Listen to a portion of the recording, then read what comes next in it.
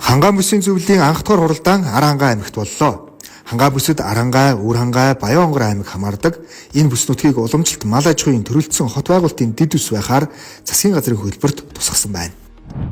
Гэр бүл хөдөлмөр нийгэм хамгааллын сайд инх хамгаалан Арангаа аймгийн хөдөлмөр халамж үйлчлэгийн газрын үйл ажиллагаатай танилцж, ажилтан албаа агчдын санал бодлыг сонсож ярилцлаа. Тус аймгийн бүх суманд үйл ажиллагаа явуулж, зорилттой үлгийн өрх иргэдэд хамгийн ойр ажилдаг байгууллага учраас ажлын ачаалал өндөртэй байдаг тухайга ярьж байсан юм а.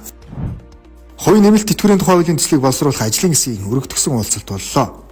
Энэхүү хуулийн төсөл батлагснаар иргэд даатгуулагч хувийн нэмэлт тэтгэврийн төлбөрт сайн дурын үндсэн дээр хамрагдаж нэмэлт тэтгэвэр авах боломж бүрдэх юм а. Гэр бүл хөдөлмөр нийгэм хамгааллын яамнаас гадаадаас ажиллах хүч авч буй асуудлаар эрчим хүчний яам, зам тээврийн яам, хот байгуулалт, барилга, орон сууцчлалт яам болон гадаад иргэн харьяатын газар, хил хамгаалах ерхий газартай хамтарсан уулзалтыг зохион байгууллаа. Хамгийн сайн халамж хөдөлмөр эрхлэлт урайндор хөгжлийн бэрхшээлтэй иргэдийн хөдөлмөр эрхлэлтийг дэмжих цогц арга хэмжээг Хөвсгөл аймагт зохион байгууллаа. Монгол улсын хэмжээнд нийт 113 мянган хөгжлийн бэрхшээлтэй иргэн байдгаас Хөвсгөл аймагт 6 мянган иргэн амьдарч байна. Хөвсгөл аймагт хөгжлийн бэрхшээлтэй хүүхдийн эрүүл мэнд боловсрол нийгэм хамгааллын салбар комисс суралдлаа. Хурлын үеэр хүүхдийн хөгжлийн бэрхшээлтэй эсхийг тогтоох, байнгын асаргаа, шаардлагатай хөгжлийн бэрхшээлтэй хүүхдийг тодорхойлох асаргаанд бүх хугацааг сунгах чиглэлээр 32 хүүхдийн асуудлыг хэлэлцэж шийдвэрлэжээ.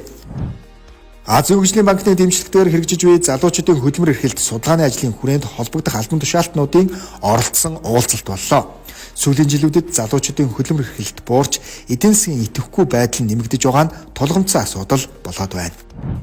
Гэр бүл хөдөлмөр нийгэм хамгааллын яамнаас гэр бүлийг дэмжих тухай анхдагч хуулийн төслийг боловсруулж, нийгмийн олон төлөөллийг оролцуулсан хэлэлцүүлгийг үн шаттай зохион байгуулж байна.